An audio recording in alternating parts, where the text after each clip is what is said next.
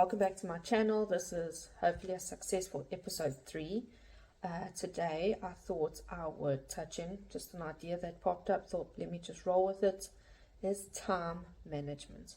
Something that when I work, as in, okay, explain it. If you haven't seen the previous videos, I recently immigrated to New Zealand.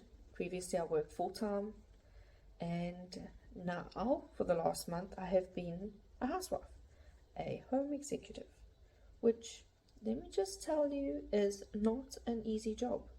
You might think, oh, it must be so nice being at home. Yes, lovely. Spending time with my daughter has been amazing.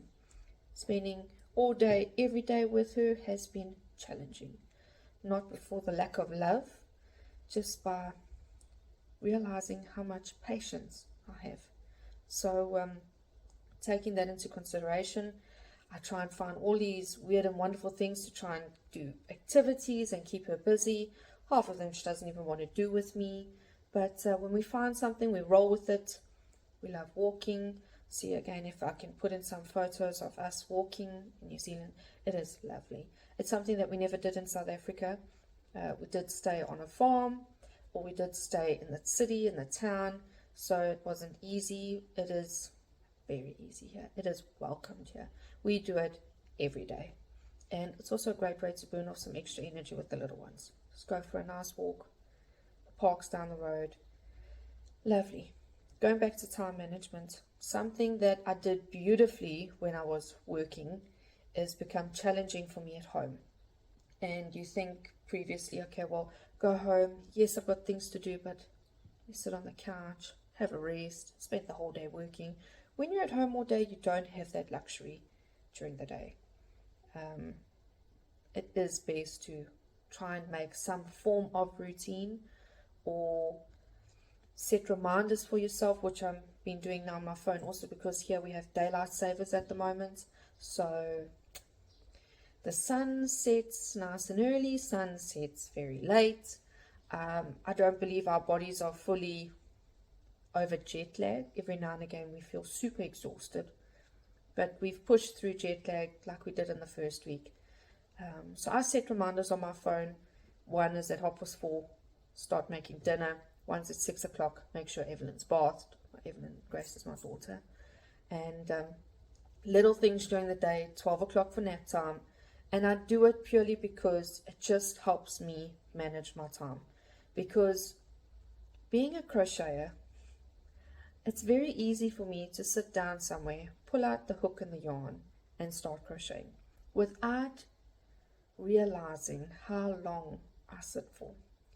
And I mean, let me know if you feel the same way. The best place is in front of the TV, series going, crochet, book, tablet. We can crochet anywhere.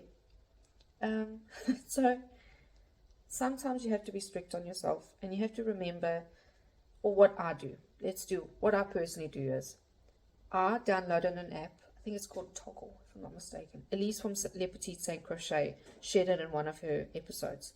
And if I want to try and track the time on a project, it's what I use. Obviously, I just use the free app part of it. Lovely. Just got to remind yourself to actually push play so that you record it. Because I've done it a few times where I put my phone out and everything, took out the app, but I didn't actually push play. Problem.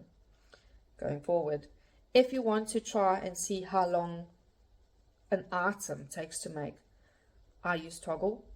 What I've been doing lately is if I sit and crochet, then I take my phone out, which is always somewhere near me, and I just put on like a 30-minute timer.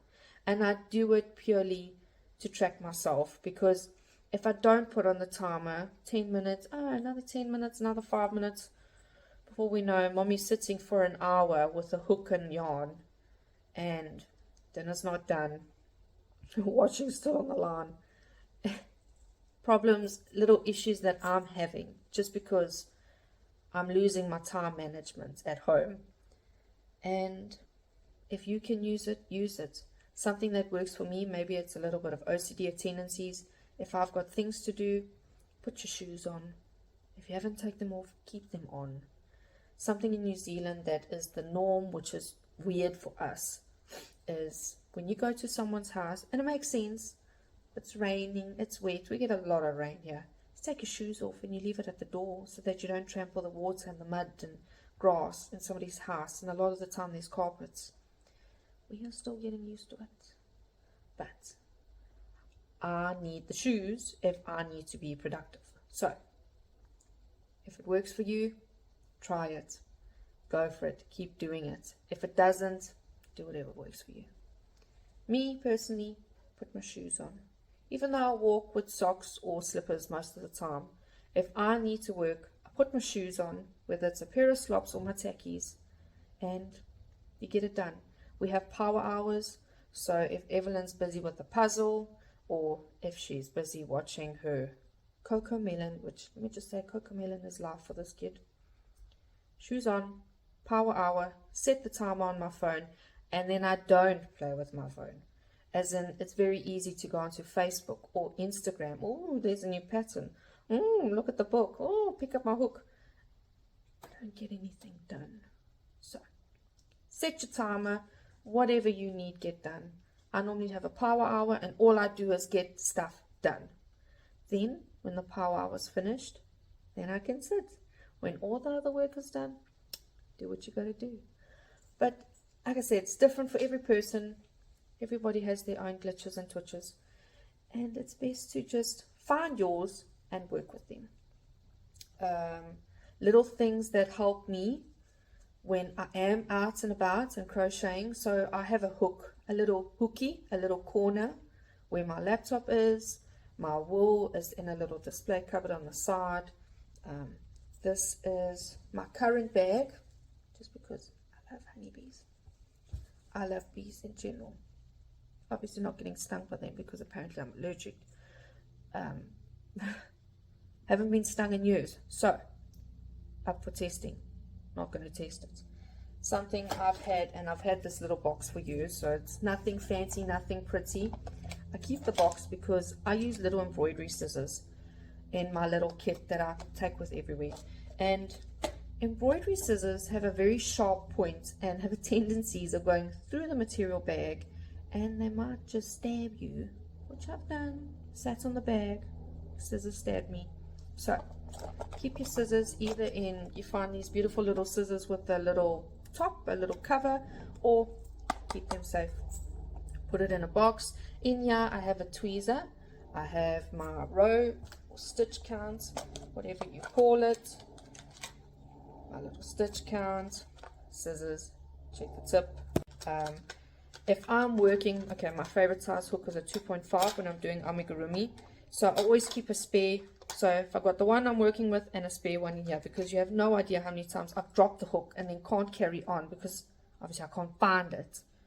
True's Bob, as soon as I take out the spare, I find the other. Tweezer, I use these to stuff things. And also to pull out just like loose little fibers that I find. This is what I use. Works for me. A lot of people use an orange stick or a pen. I had one specific orange stick that I used for so long, then I lost it. Tweezer became king. Bookmark. This is a hierarchy. This is my daughter's. This is in case she pulls her one out. I always keep spare stitch holders, and this is just because I have a little finger that gets very sore over here, and it just protects it sometimes. I also have one of these little bags. These are really, really cute. I'll see if I can find a link for them. Works for me. Not only does it hold the place in the book, but I can have a pen on or a pencil if I want to make a note. There's my spare. A nail file, because if your nails decide to crack, or it will happen, and then it will constantly hook on the yarn. So I keep it in there. I keep it with me. Again, personal. If it works for you, it works for you. If it doesn't, find what works. At the end of the day, this is your craft, and it's what you want to do with it. And just roll with it. Remember to be kind to yourself if you are going through the journey of immigration, or even if it's just a move. Be kind. Just be kind to yourself. And if time management works for you, go for it. If it doesn't, oh well, find something else. A little more on some of the items. Okay, this is the stuffing that I use. Previously, I just used to go to haberdashery in South Africa, and it was just like a general bag that they stuff for about between 35 to 40 rand so far.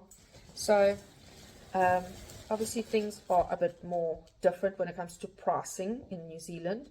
We are still converting, which we shouldn't, but we will get there. We will get to a point when we don't. Right now, we still can't help but convert everything.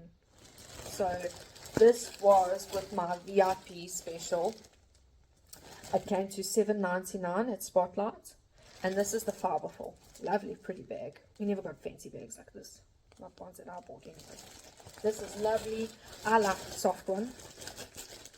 I like it because you can pull it apart, you can stuff in corners, and it helps you stuff it nice. Obviously you use a lot more because you want to make it firm, because they do lose their, they lose the strength of the fabric, of the fibers over the use.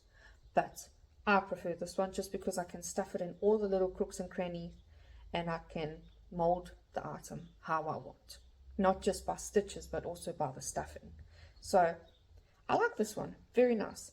Yeah, I think the normal price was $9 if I'm not mistaken, or it was between $9 and $10. I got it for $7.99. So let's hope the next bag will be cheap, because I remember when I get into the Crojo and we going, I could go through one of these sort of bags within 2 to 3 weeks, no problem. Still in search of the yarn I want to stick with, but I'm enjoying what I'm using now just because I have some colors. I want to, after my little lamb, move on to a project patterns that I bought about 2 years ago. It was literally, if I'm not mistaken, I bought these patterns before I think she was born, Evelyn was born.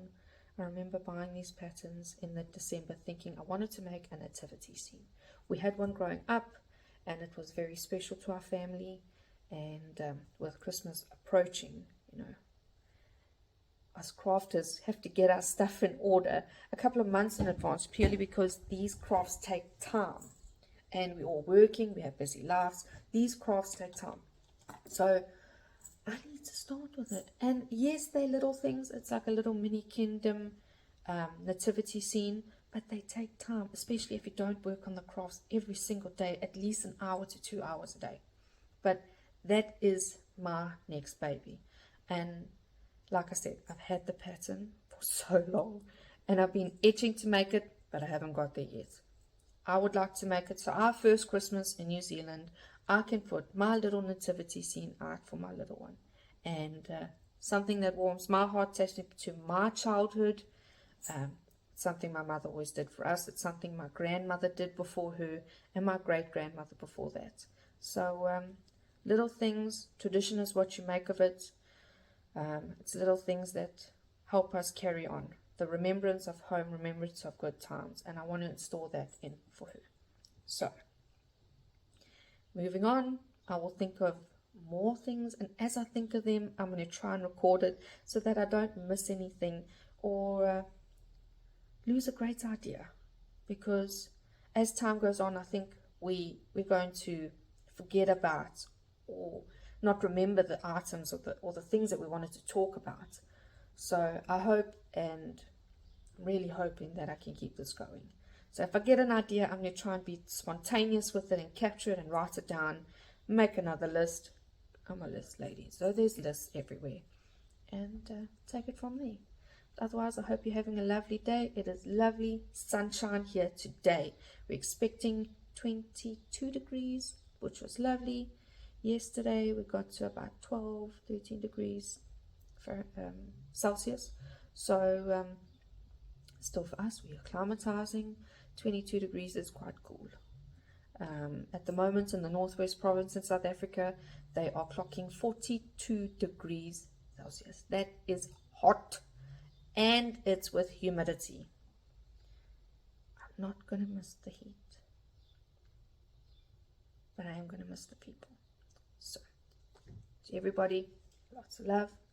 Until the next episode, thank you so much.